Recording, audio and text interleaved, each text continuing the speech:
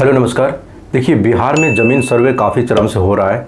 आप सबसे इस वीडियो में बात करेंगे कि सरकार की तरफ से जो अपडेट दिया गया है, जो नोटिस जारी किया गया है, उसके बारे में बात करेंगे।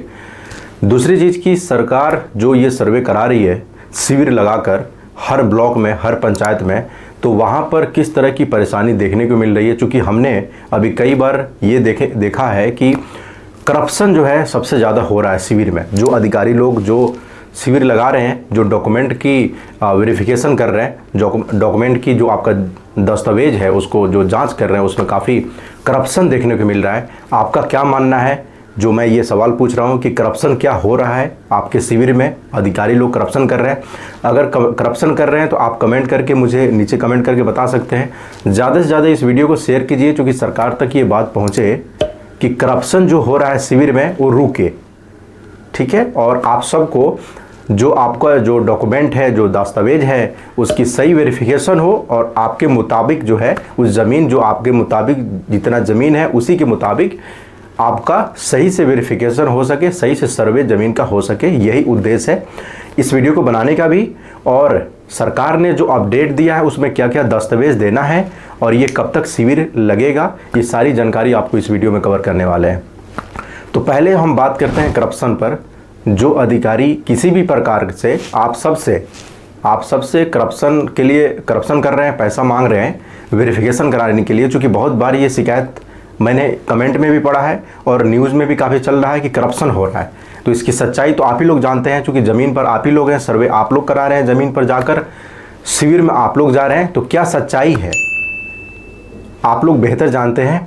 तो इसी मुद्दे को लेकर मैंने इस टॉपिक को कवर करने की कोशिश किया हूँ कि अगर आपके साथ भी अगर ऐसा हो रहा है तो दो तीन चीज़ों का आपको ख्याल रखना है। पहला नंबर कि आप किसी भी अधिकारी से पैसे की जो बात हो रही है कि 5 लाख रुपया दे दो, 4 लाख रुपया दे दो, आपके मुताबिक जो है ज़मीन जो सर्वे होगा उसमें हम किसी भी प्रकार का त्रुटि नहीं देंगे, आप कुछ पैसा दे दो। अगर इस तरह की त्रुटि आ रही है, इस तरह का करप्शन की बातें हो रही है, तो आप सबके पास प्रूफ भी होना चाहिए कि आप जो बात कर रहे हैं। मान लीजिए अगर आपके साथ अगर हो रहा है तो आप एसडीएम के पास जाएंगे या जिला पदाधिकारी के पास जाएंगे, मुख्यमंत्री के पास जाएंगे, बड़े अधिकारी के पास जाएंगे ना, कि हम इस लायक नहीं है और हमसे पैसा मांगा जा रहा है 4 लाख 5 लाख रुपया ज़मीन सर्वे को लेकर। ये सभी के साथ हो रहा है, आपके साथ नहीं, सभी के साथ अगर ऐसा हो रहा है तो सभी लोगों को एकजुट होकर सरकार के पास जाना है, जिला पदाधिकारी के पास पहले आपको जाना है। चूँकि डीएम जो होता है वो पूरे आपके ज़िले का, उसी का वही मालिक है। ज़मीन जो सर्वे हो रहा है सभी नोटिस और जो भी अपडेट जिला पदाधिकारी के माध्यम से ही होता है। तो आपको कलेक्ट्रेट ऑफिस, जिला पदाधिकारी के पास जाना है, अपनी सभी समस्या बताना है कि ऐसा ऐसा ये जो अधिकारी लोग जो नीचे में जो गए हुए हैं सर्वे के लिए, वो पैसा का डिमांड कर रहे हैं, वो पैसा मांग रहे हैं। दूसरी चीज़ आपको ये भी ध्यान रखना है कि आपको प्रूफ रखना है। अगर कोई भी व्यक्ति आपसे पैसा मांगता है सर्वे के नाम पर, तो आपको प्रूफ भी तो रखना है। किस बेसिस पर आप बात करेंगे? मान लीजिए सामने वाला बोलता है कि नहीं ये झूठ बोल रहा है, तो फिर आप क्या करेंगे?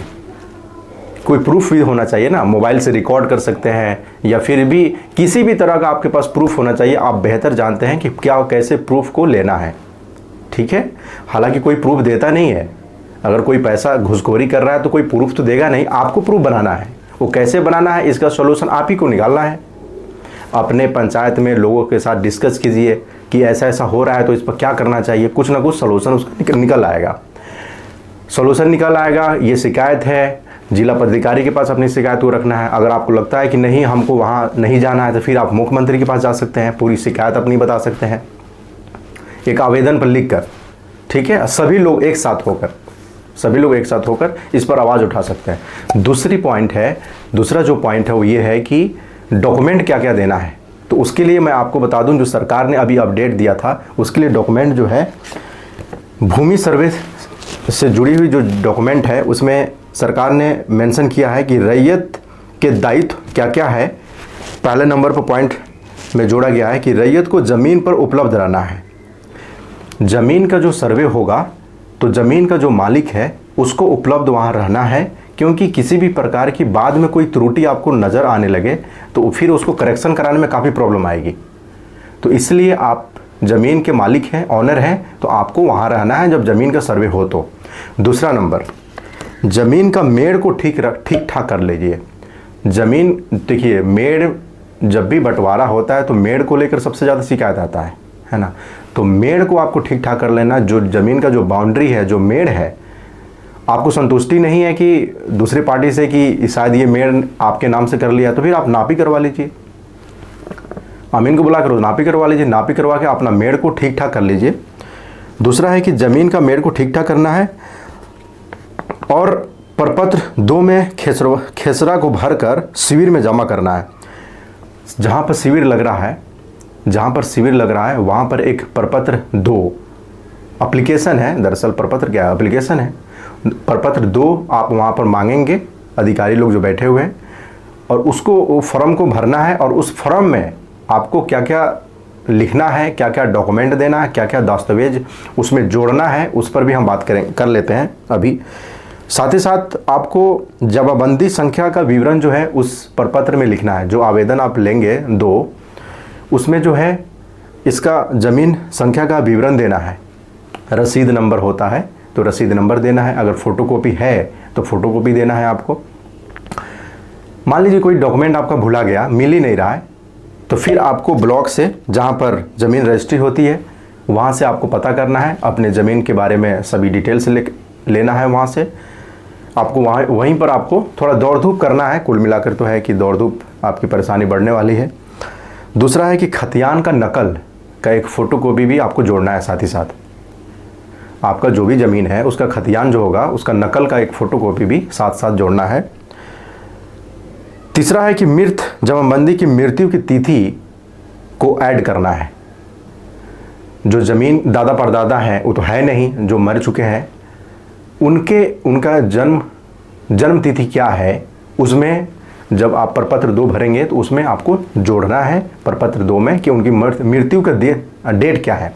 उसके लिए उनका प्रमाण पत्र होगा, चाहे कोई डॉक्यूमेंट होगा, तो आप साथ साथ लगा भी सकते हैं। और उसी में लिखा होगा प्रमाण पत्र में, अगर कोई ना कोई डॉक्यूमेंट तो होगा ही दादा परदादा का, क्योंकि ये साबित हो सके कि ये ज़मीन उनकी है, और साथ ही साथ ये भी साबित हो सके कि ये जन्म तिथि जो लिख रहे हैं वो सही है। ठीक है। चौथा है कि वारिस आप कैसे हैं, ज़मीन का आप वारिस कैसे हैं, इसको साबित करने के लिए आपको वंशावली का होना ज़रूरी है। ज़मीन की हर वंशावली होती है। वंशावली में आपके पूरा डिटेल्स दिया होता है कि उस ज़मीन पर कितने लोग हैं, कितने लोगों की हिस्सेदारी है। वो वंशावली में एक स्ट्रक्चर होता है, जिसमें स्ट्रक्चर में सभी स्ट्रक्चर वाइज दादा परदादा से वहीं से चलता आता है। तो ये स्ट्रक्चर होता है, एक तरह से मैप है, जिसमें उस मैप में सभी दिया होता है। तो वो वंशावली जो है आपको ब्लॉक से आपके मिल जाएगा। तो आप चाहें तो वहाँ से आप निकलवा लीजिए। ठीक है। और उसका भी एक फ़ोटोकॉपी उसमें आपको जोड़ना है। एक सबसे लास्ट पॉइंट है कि 5वां, जिस ज़मीन पर कोर्ट से कोई केस चल रहा है, कोई विवाद है, कोई मुकदमा है उस पर जो चल रहा है, उसके लिए क्या करना है?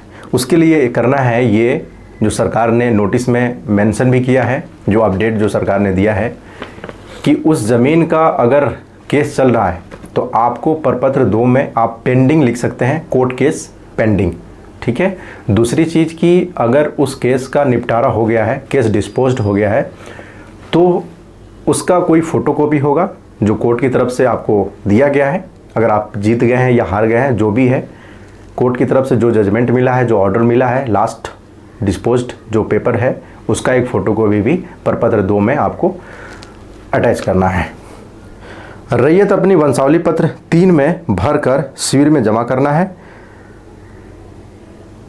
रैयत अपनी वंशावली पत्र भरकर, वंशावली जब जो पत्र है उसके लिए वंशावली को जब आप जमा करेंगे तो वहाँ पर प्रपत्र 3.1 को वंशावली के लिए स्पेशली वहाँ पर जमा करना है। देखिए, कुल मिलाकर ये है कि आप जब शिविर में जाएंगे, तो वहाँ पर इतने लोग हैं, इतने सारी समस्या लेकर लोग आए हुए हैं, किस समझ रहे हैं, अधिकारी लोग हैं आपकी सहायता करने के लिए, तो आपका सॉल्यूशन निकल ही जाएगा। इतना परेशान होने की कोई आवश्यकता नहीं है। सबसे बड़ा मुद्दा है कि ये जो करप्शन है इसका क्या करना है। पैसा नहीं देना है किसी अधिकारी को, ठीक है, किसी भी अधिकारी को पैसा नहीं देना है। अगर आप पैसा देंगे तो आप बढ़ावा दे रहे हैं, आप बढ़ावा दे रहे हैं ना। आप देंगे तो कोई और देगा, फिर कोई और देगा, इस तरह से वो अधिकारी तो पैसा लेके लाल हो ही जाएगा। लेकिन आप सबका जो समाज में करप्शन को लेकर जो आप लोगों का जो लक्ष्य था कि नहीं होना चाहिए, और आप लोग ही सहयोग करेंगे तो फिर उनका मनोबल और बढ़ता चला जाएगा। ये नहीं करना है, ठीक है। मुझे उम्मीद है कि आप सबको ये वीडियो पसंद आएगा। ज़्यादा से ज़्यादा वीडियो को शेयर कीजिए, सरकार तक बात पहुंचाइए, उन लोगों तक बात पहुंचाइए जो ये जो भी मैंने पॉइंट बताया इससे परेशान है, ठीक है। मिलते हैं अगले वीडियो में। Thank you.